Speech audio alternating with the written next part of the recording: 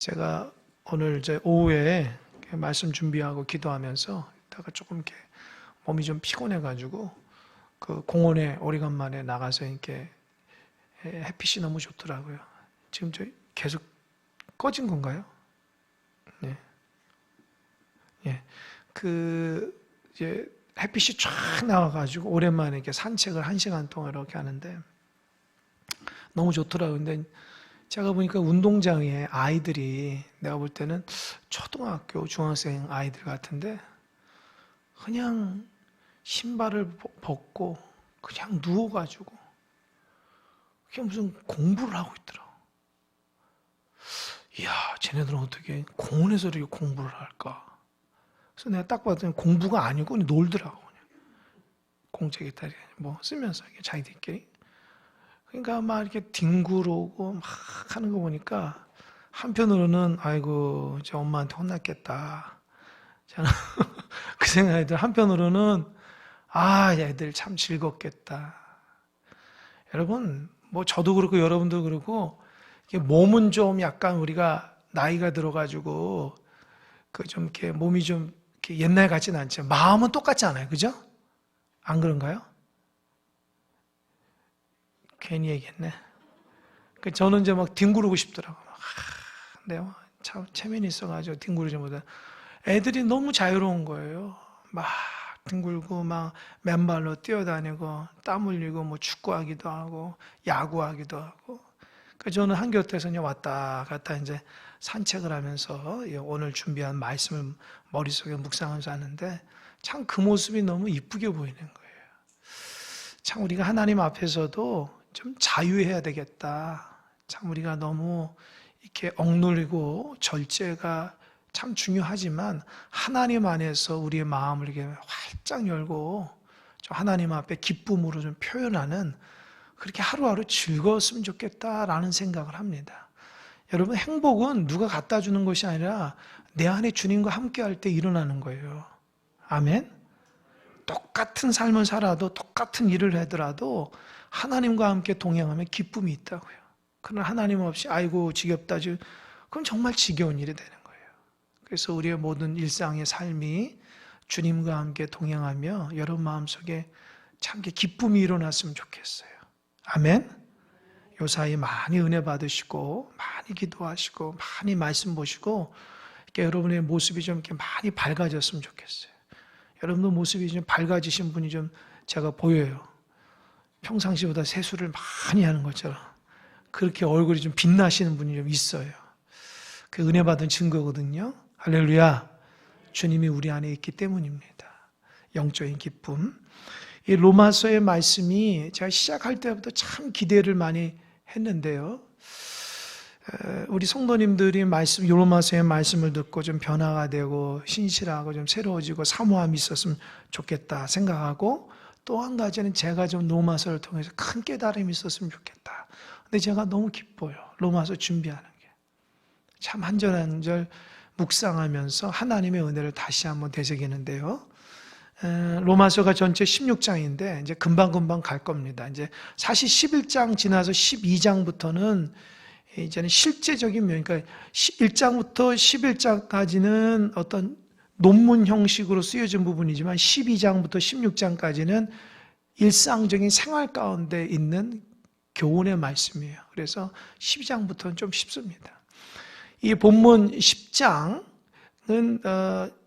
계속해서 말씀드리지만 9장에서부터 11장까지는 사도 바울이 로마 교회 교인들에게 구원이라는 것은 율법의 행위나 내가 유대인이어서 할례를 받았기 때문이 아니라 오직 예수님을 믿음으로 되는 것이라고 말씀하고 있어요.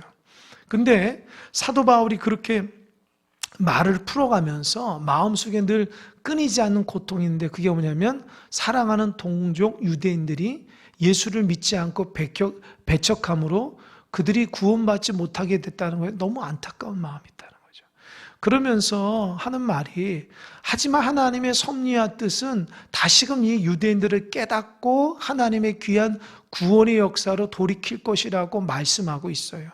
그래서 유대인들이 지난 시간 10장 1절에서 10절에서 나오는 것은 유대인들이 하나님을 향한 열심은 있지만 올바른 열심이 아니었다.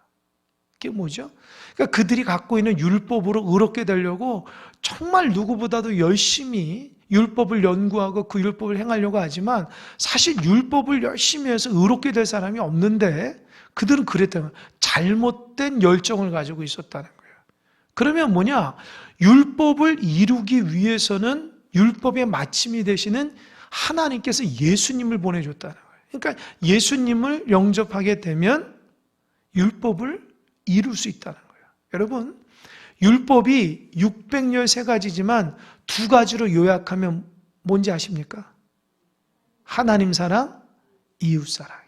그러니까 하나님을 사랑하고 이웃을 사랑하는 것이 이 두 가지가 율법의 전체 핵심입니다. 그러면 예수님을 사랑하고 예수님을 내 마음속에 모시면 그게 이루어지는 거예요. 왜요? 예수님은 하나님 사랑과 이웃 사랑의 결정체이기 때문에 그래요. 그러니까 예수님을 믿기만 하면, 예수님을 내 마음에 모시면 하나님을 사랑하는 그 지름길이 열리고요, 이웃을 사랑하는 지름길이 열리는 거예요. 할렐루야.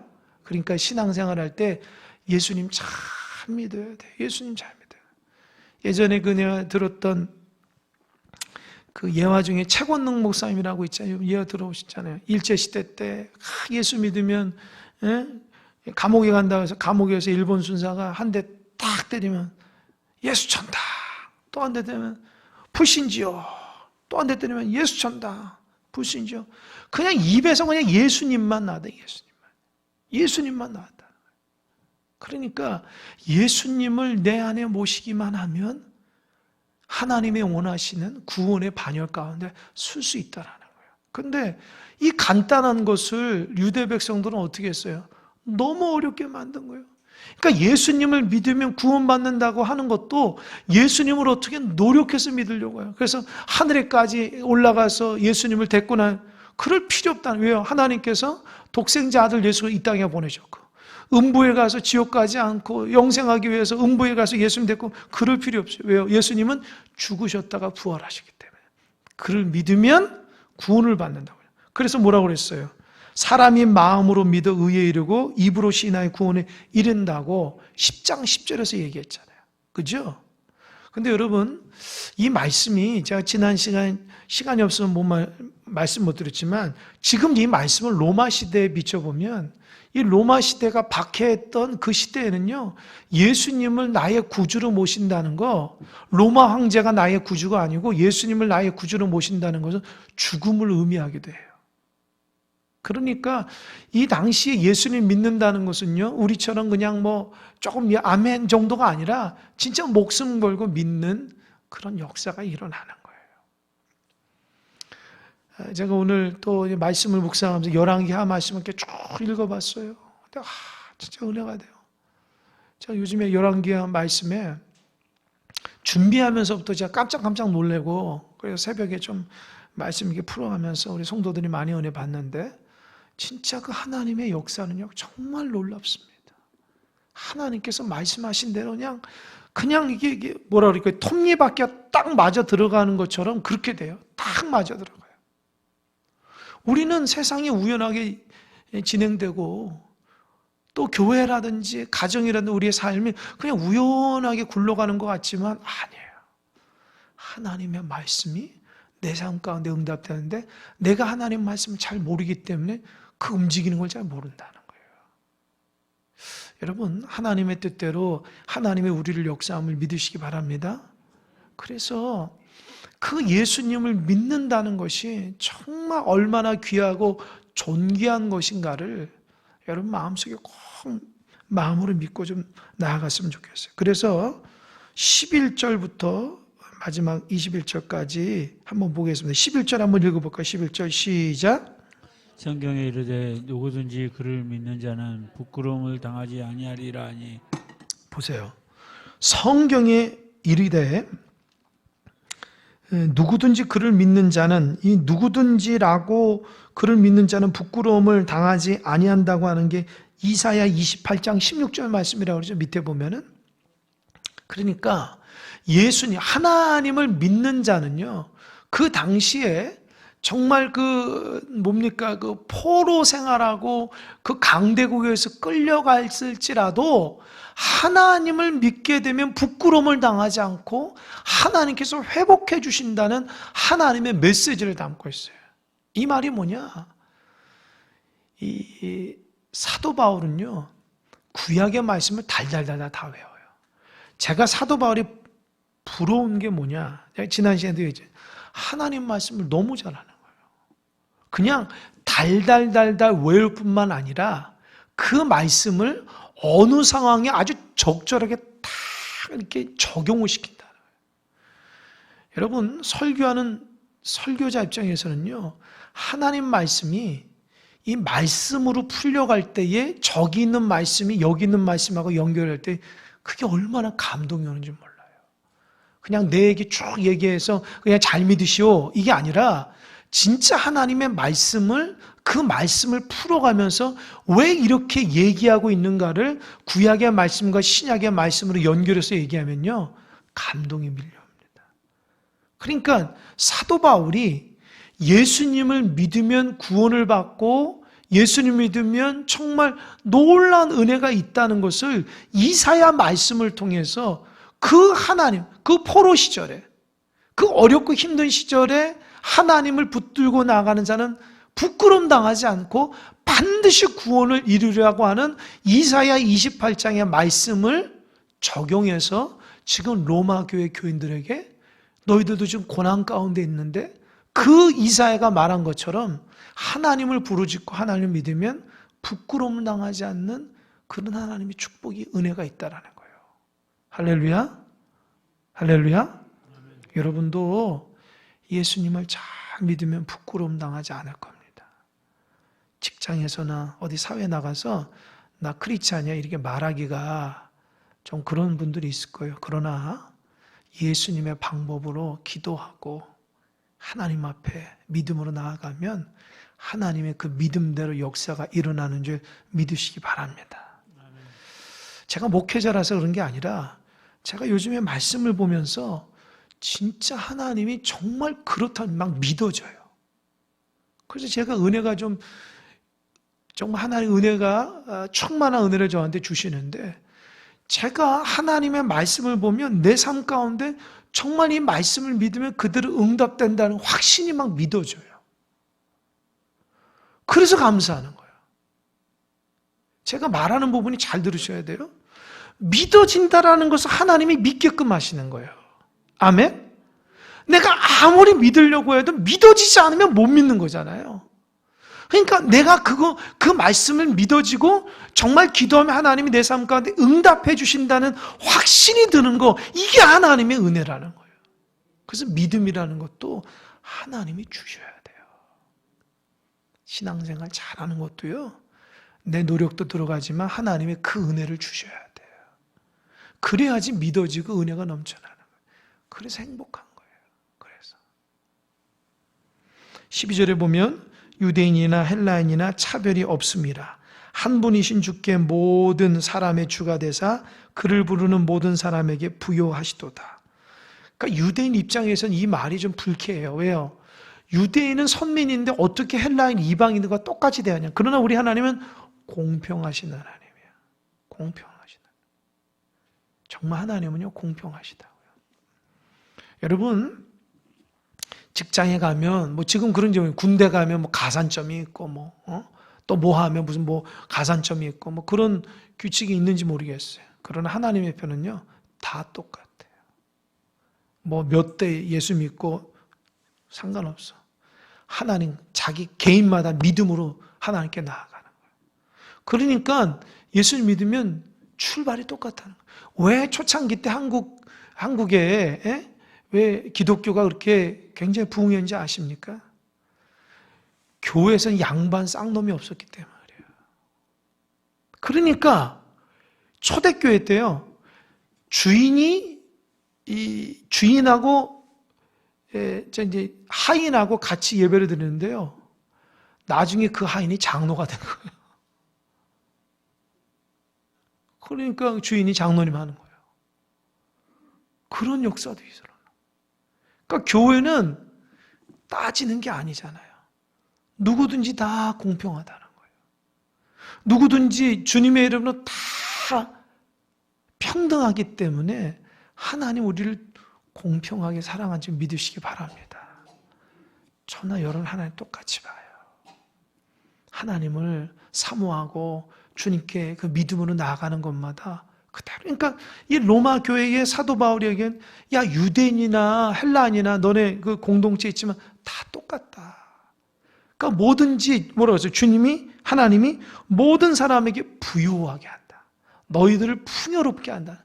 그 하나님을 예수님을 잘 믿으면 헬라인이라서 뭐 구박하고 유대인이라서 귀하게 그게 아니고 하나님 앞에는 다 똑같고 그분이 주인이 되신다. 그렇기 때문에 예수님 믿기만 하면 다 풍요롭고 부유한 자가 된다. 할렐루야.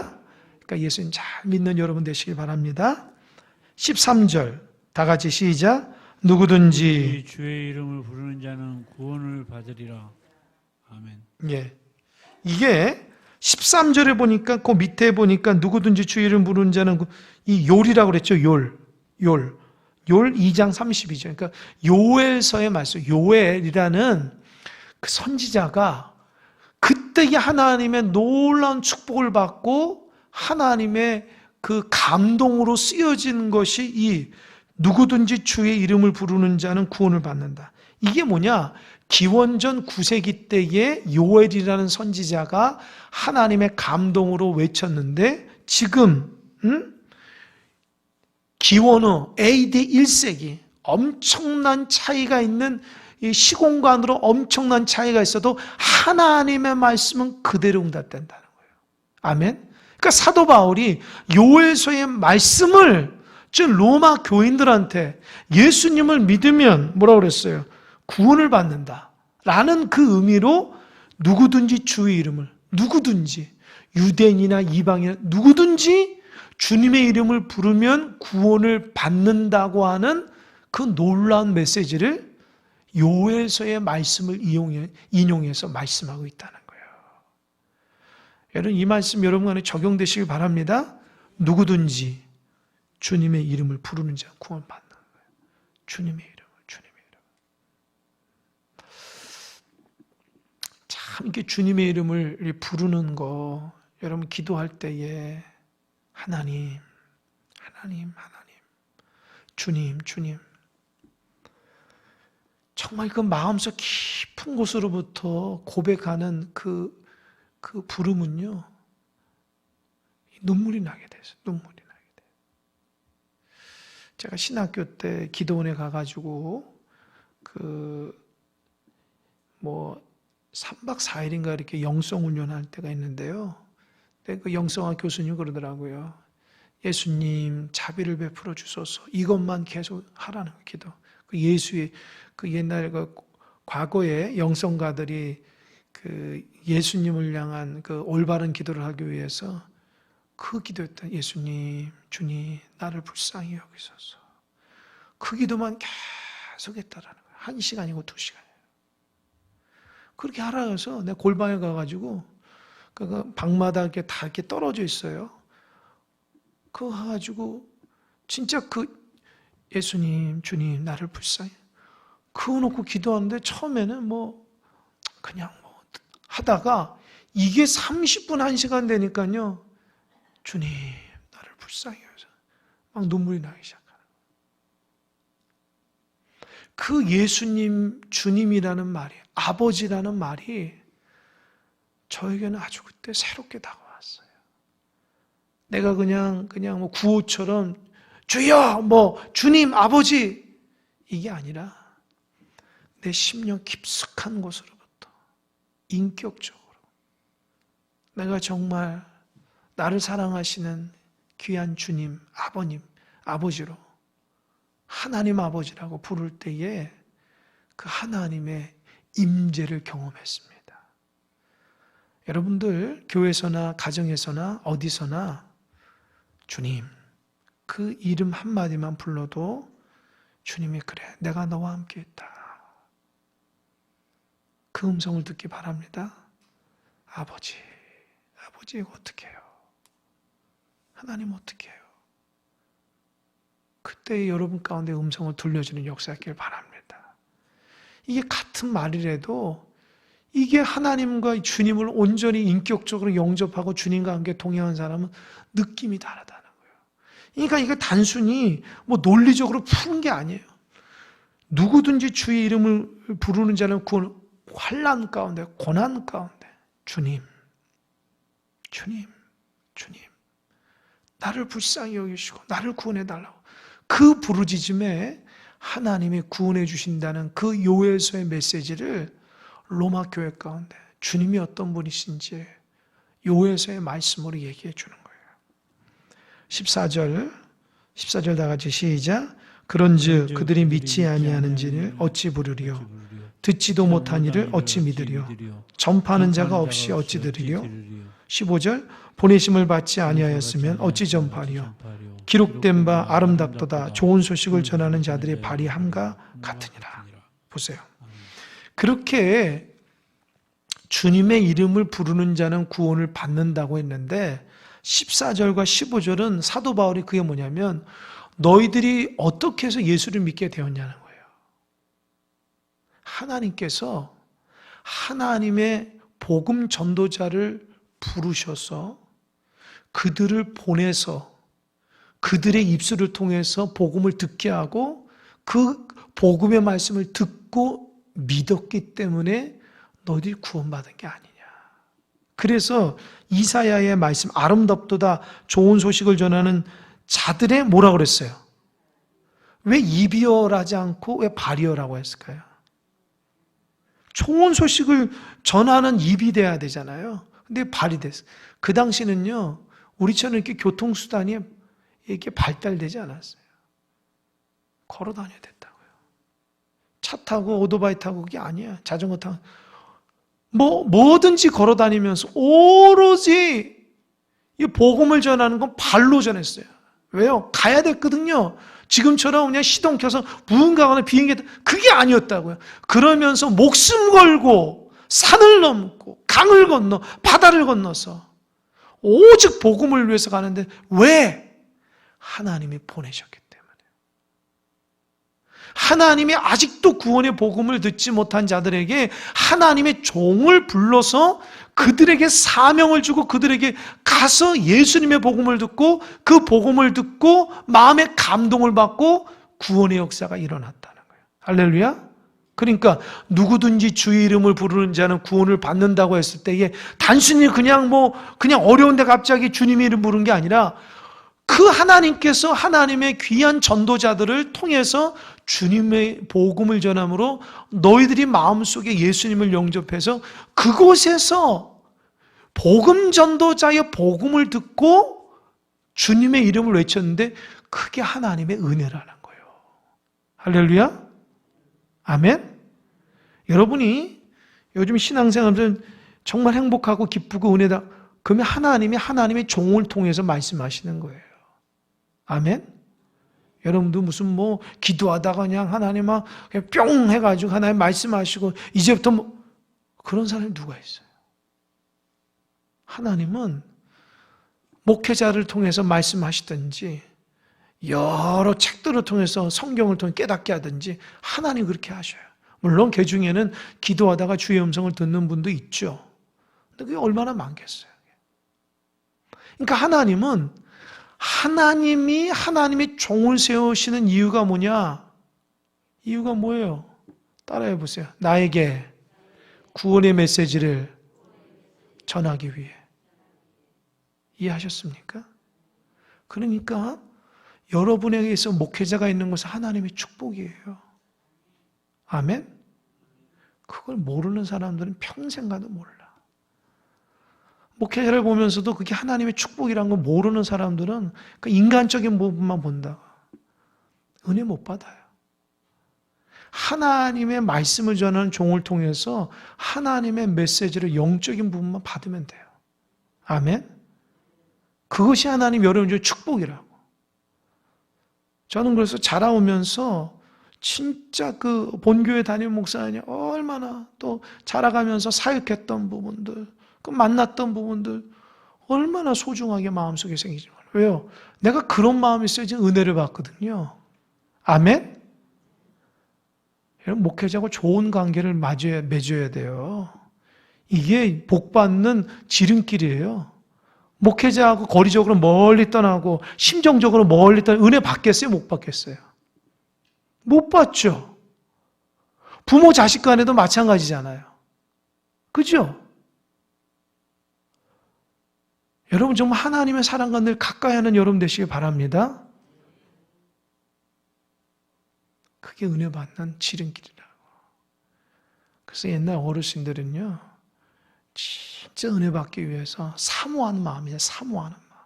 말씀 한 절도 놓치지 않으려고 얼마나 노력하는지 몰라요. 그 목회자가 잘나서가 아니라 주님이 세우신 종이기 때문에 그런 믿음으로 바라보기 때문에 그런 믿음의 역사가 일어나는 거예요. 아멘? 지금은 그런 은혜가 없어요. 지금은 그렇게 바라보지도 않아요. 세상이 너무 악해져가지고 주의 종을 주의 종으로 보지를 않아요. 그게 안타깝죠. 이 사도 바울이 하나님께서 너희들에게 세우신 종을 통해 가지고 너희들에게 메시지를 전했다는 거예요. 그러니까 그 메시지를 들었기 때문에 너희들이 주님을 알았기 때문에 주님의 이름을 부르는 게 아니냐. 그 하나님의 은혜라는 거예요. 하나님 지금도요, 하나님 일꾼을 통해서 아름다운 발로 자꾸 보낸다고요. 자꾸 보낸다고. 왜요? 하나님이 사랑하는 종들에게, 들어야 할 종들에게 메시지를 전한다고요. 여러분, 그래서 하나님의 귀한 메시지를 꼭 받고 자라나야 됩니다. 아멘? 말씀이 다 말씀이 아니라 영적인 말씀이 있어요. 이렇게 얘기하면 여러분 이해하는지 모르겠지만 나의 영혼을 살리는 말씀이 있다고. 다 같은 말씀이 아니라고요. 진짜 영적인 말씀을 내 마음속에 영의 양식으로 삼아야지 내 영혼이 산다고요. 성경을 그냥 윤리도덕적으로만 얘기하고 그냥 착하게 살면 복 받는다고, 그게 어디 율법, 그게 어디 복음입니까? 복음은 예수 그리스도잖아요. 예수 그리스도. 예수님 잘 믿어야죠. 예수님 잘 믿고 하나님 말씀에 철저하게 순종하는 것이 복이라고요. 복이. 그냥 윤리도덕적으로 착하고 그냥 뭐 그럭저럭 살고 그건 세상 사람하고 똑같지 않아요. 우린 영적인 말씀을 들어요. 영적인 말씀. 내 영을 깨우는 말씀을 들어야죠. 우리 성도님들이 영적인 말씀에 순종하는 여러분 되시길 바랍니다. 16절. 그러나 그들이 다 복음을 순종하지 아니했도다. 이사야가 이르되 주여 우리가 전한 것을 누가 믿었나이까 하였으니. 이게 무슨 말이에요? 그러나 사도 바울이 보니까 이 유대인들 중에 하나님의 이 종을 통해서 예수님의 말씀을 전했음에도 불구하고 다 순종하지 않았다. 다 안 들었다는 거예요. 그래서 어떤 표현, 그런 표현을 이사야가 말한 부분들, 16절 하반절, 이사야가 이르되 주여 우리가 전한 것을 누가 믿었나이까. 이사야가 이스라엘 백성이 고통 가운데 힘들어하고 아파하고 절망 가운데 적들이 침입해가지고 고통 가운데 있을 때에 이사야가 회개해서 하나님을 온전히 섬겨야 돼. 그렇게 얘기하면 구원을 받는다고 얘기를 했는데도 듣는 사람 별로 없었다는 거예요. 그러니까 이게 무슨 말이냐? 하나님 앞에 따진 하나님. 나를 보내면 뭐합니까? 듣는 사람이 없는데요. 이게 지금 이사야의 심정이 사도 바울의 심정이라는 거예요. 이해되셨어요? 수많은 유대인들이 하나님을 알아도, 예수님을 알아도 그 예수님의 복음을 전하는 사도 바울의 메시지나 수많은 종의 메시지를 듣고 마음속에 담지를 않고 믿지를 않는다는 거예요. 그러니까 이사야의 탄식이 지금 사도 바울의 탄식이라는 거예요. 그리고 저의 탄식이 됩니다. 왜 제가 강대산에서 이렇게 강하게 예수님 잘 믿어야 된다고, 기도 열심히 한다고, 예배 열심히 해야 돼 외치는 이유를 알겠습니까? 이 부분이에요, 이 부분. 아무리 하나님 보내셔서 정말 예수님 잘 믿고 하나님 뜻대로 순종해야 되는데 듣는 척만 하지 진짜 듣지를 않고 순종을 안 한다니까. 이게 사도 바울의 안타까움이고 이사야의 안타까움이고 주의 종의 안타까움이에요. 하나님의 귀한 메시지를 전하는데도 열심히 기도하고 말씀 연구해가지고 하나님 말씀 전에 이 말씀 듣고 우리 성도들이 변화돼서 예수님 앞에 복을 받고 삶이 달라져야 되는데도 변화가 안 되는 거예요. 왜요? 듣질 않으니까. 귀는 들어도 이 마음속으로 내려가지 않고 순종하지 않는 거예요. 다 엉터리 신앙이죠. 하나님 말씀을 다 알아도 행하지 않으면 죽은 믿음이라 했잖아요. 야고보서에. 사도 바울의 마음은 그거예요. 그렇게 복음을 전도자로 곳곳마다 전하면서 이방인의 사도자로 가는 곳마다 가장 먼저 전한 게 회당이에요. 회당이 뭐냐? 유대인들이 있는 거예요. 그러니까 오순절 마가의 다락방에서 받았던 그 성령의 역사가 스데반이 죽고 나니까 이 다 흩어졌다고요. 고난 가운데. 그래서 다 이방인들 흩어져가지고 그 사람이 뭐냐? 그 이방인 지역에서 유대는요 10명만 있으면 회당을 만듭니다. 그래서 거기서 회당에서 하나님 말씀을 전해서 사도 바울이 이방인들이 가는 곳마다 회당에 먼저 들어가서 예수님의 복음을 전했는데도 믿지를 않는 거예요. 그러니까 환장하는 거예요. 하나님 말씀을 누구보다 잘 아는 사람에게 하나님의 감동으로 얘기를 해도 안 들으니까 이사야가 하나님 나를 보내면 뭐합니까? 우리 유대민족이 하나님의 뜻을 깨닫지 못하고 복음을 회개하지 않으면 저렇게 포로로 다 끌려가는데요. 그 안타까운 마음으로 얘기하는 부분이 사도 바울의 고백이라고요. 그래서 17절 다 같이 시작. 그러므로 믿음은 들음에서 나며 들음은 그리스도의 말씀으로 말미암느니라. 아멘. 그래서 믿음은 어디서요? 들어야 된다는, 믿음으로 들어야 된다는 거예요. 할렐루야. 그러니까 여러분 날마다 새벽 기도나 날마다 일주일에 공식적으로 드려지는 이 예배에서 믿음으로 드려야 돼. 믿음으로. 귀로 듣지 말고 믿음으로 들어야 돼요. 믿음은 들음으로 나고 들음은 뭐요? 그리스도의 말씀이 율법이 아니라 그리스도의 주님의 말씀 복음이라는 거예요. 그걸 들어야지만 나에게 믿음이 생기고요. 그 믿음대로 역사가 일어난다는 거예요. 아멘? 이 말씀의 메시지가 이렇다는 거예요. 아마 그동안 여러분 이 말씀을 봐도 그냥 암송을 하시면 이게 무슨 말씀인지 마음에 와닿지 않았을 거예요. 그게 그 말씀이에요. 하나님께서 세우는 종을 통해서 복음 전도자를 통해서 가서 메시지 전할 때 그 말씀을 듣고 믿음으로 반응해서 순종해야지 구원의 역사가 일어난다는 거예요. 그러면서 18절 두 가지를 얘기해요. 유대인들이 핑계를 삼아요. 첫 번째 18절 그러나 내가 말하노니 그들이 듣지 아니하였느냐? 그렇지 아니하니. 이게 뭐예요? 유대인들이 나 못 들었다. 전도자 보냈다는데 나 못 들었다. 그렇게 얘기하거든요. 그러니까 사도 바울이 웃기지 말라는 거예요. 너희들이 못 들었어? 못 들은 게 아니라 안 들은 거야. 이해되시죠? 못 들은 거하고 안 들은 건 다르죠? 못 들은 건 뭐예요? 못 들은 거. 안 듣는 거는. 그죠? 말을 해도 안 들으려고 하는 거잖아요.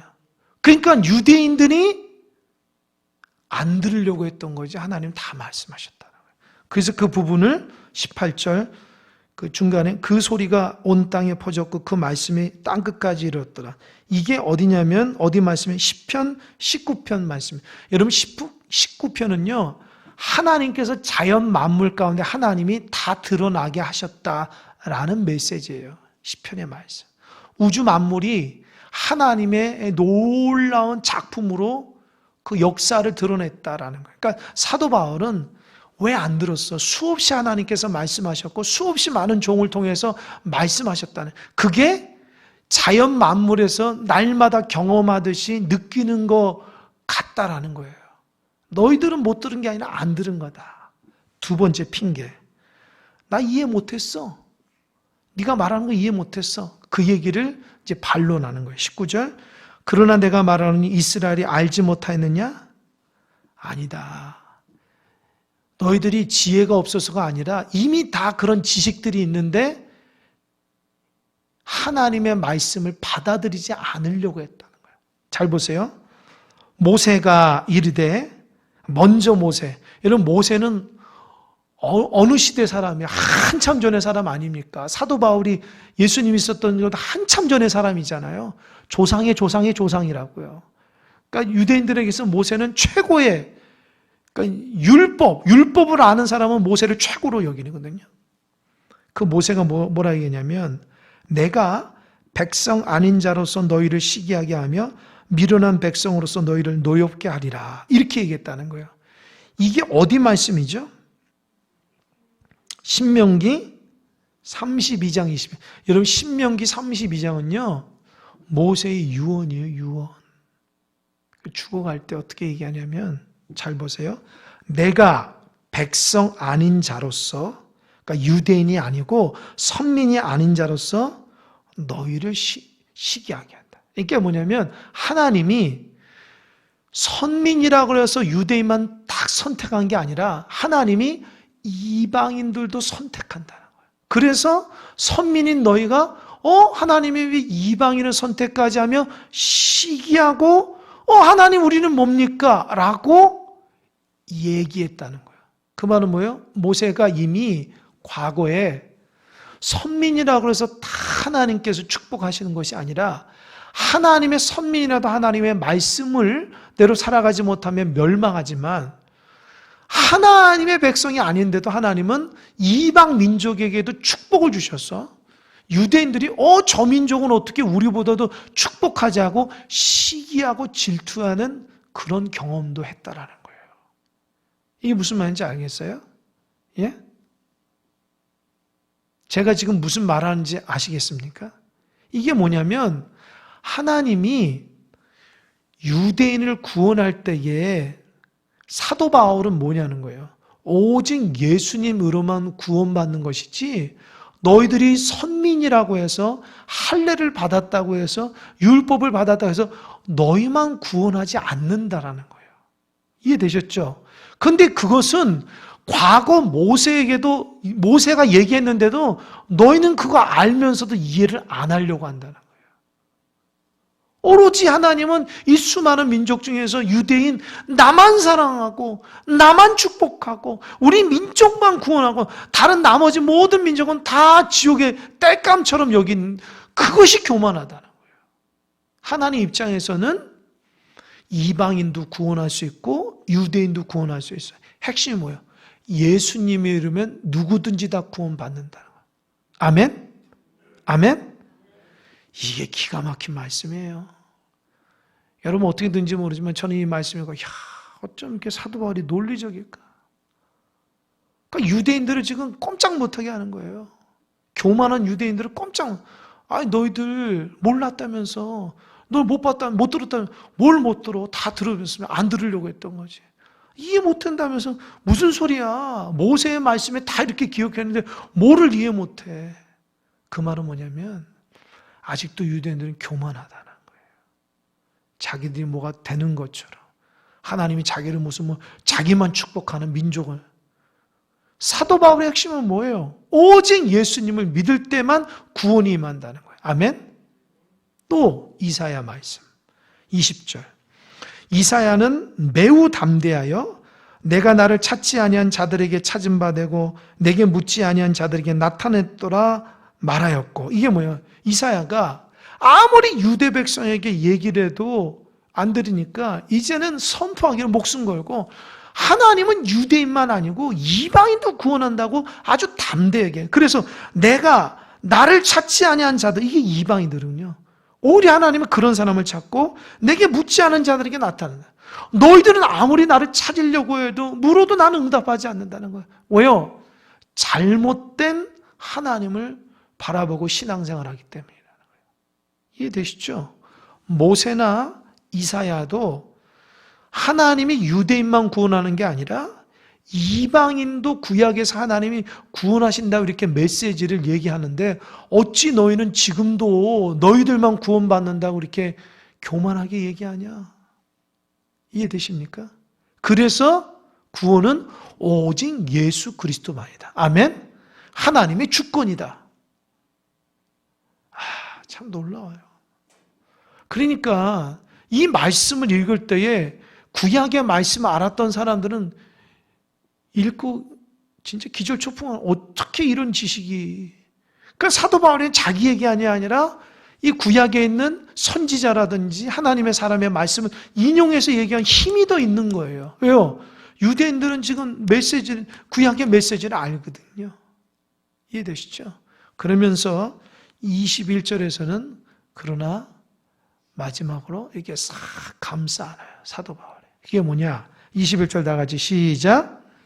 이스라엘에 대하여 이르되 순종하지 아니하고 거슬러 말하는 백성에게 내가 종일 내 손을 벌려놓으라 하였느니라. 이게 지금 어디 말씀이죠? 그죠? 이사야 65장. 여러분, 이사야가 전체 66장인 거 아시죠? 이 40장 이후로는 그 회복의 말씀이거든요. 회복의 말씀.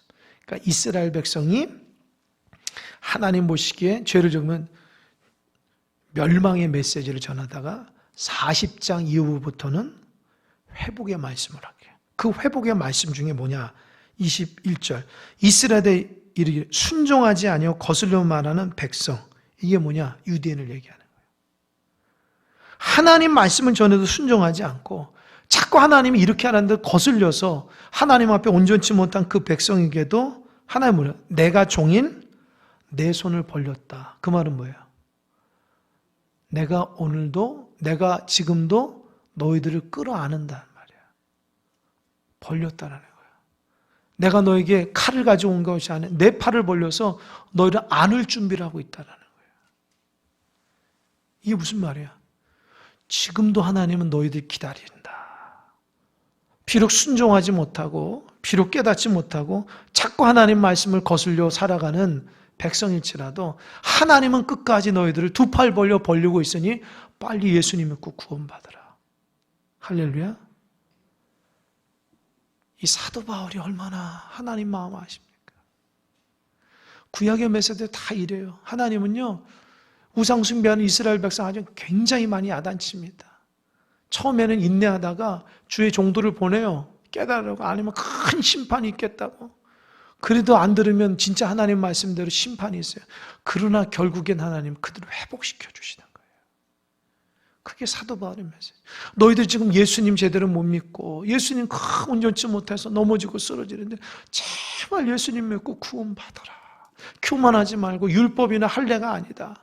하나님 앞에서는 모두 다 공평하니까 이방인이나 유대인 따지지 말고 오직 예수님 내 마음속에 모시고 그분을 통해서 구원의 백성을 살아가라. 지금껏 어떻게 사는지 다 내려놓고 오직 예수님께서 두 팔 벌려 우리를 맞이하시니까 그 예수님을 마음속에 영접하고 지금부터라도 구원의 반열에 들어가자. 할렐루야. 이게 하나님의 메시지입니다. 여러분도 절대로 교만하지 마세요. 하나님의 말씀 듣고 그대로 순종하시기 바랍니다. 종의 말씀 하나님의 음성으로 듣고 그대로 순종하면 돼요. 그러면 하나님께서 여러분의 어떤 역사가 일어나는지 보시기 바랍니다. 기도하겠습니다.